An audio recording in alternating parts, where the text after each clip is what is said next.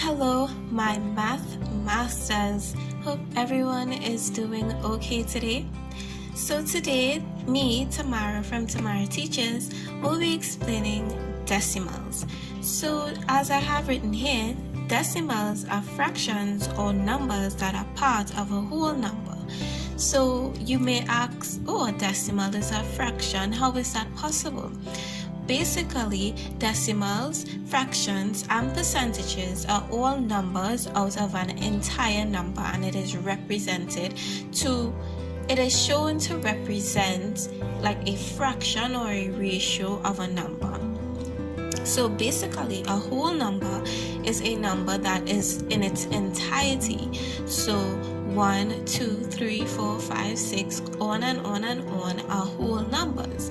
However, 1.5 is not a whole number because of the 0.5. The 0.5 alludes to half of 1. It is not a whole one and it's not 0, but it is a half. And these decimals are important. We see them a lot in data.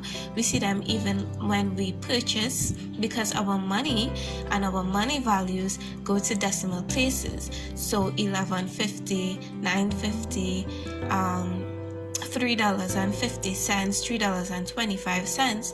All of these are decimal points. Therefore, we have a number. We have 17.17. So we don't say 17.17 because this isn't 17. We say 17 and everything after the point, we say its number. We actually say the number that it is. So 17.17. So we know before or to the left of the decimal point, these are whole numbers. And we know we go in a right to left direction. So we have our 7, which is ones, and 1, which is 10 to make it 17. And these are whole numbers. After or to the right of the decimal point, we have our decimal numbers. So these numbers, the first number is tenths. It's not tens, but tenths. So see the THS is added, and what this means is that this number is out of 10. So the 1 here is representing 1 out of 10.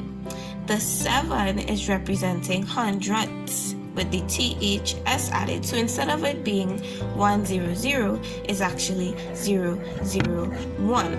So our hundreds means 1 out of 100. So essentially this 1 is 1 out of 10 and this 7 is 7 over 100.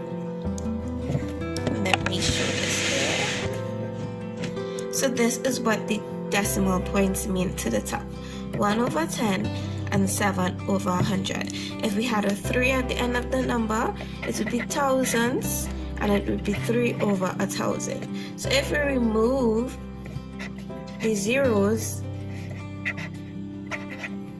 this is what we'll get.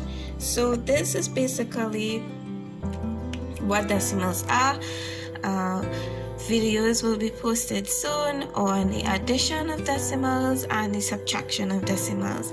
Hopefully this was able to help everyone, and thank you so much for watching, and stay tuned for more. Bye from Tamara Teaches.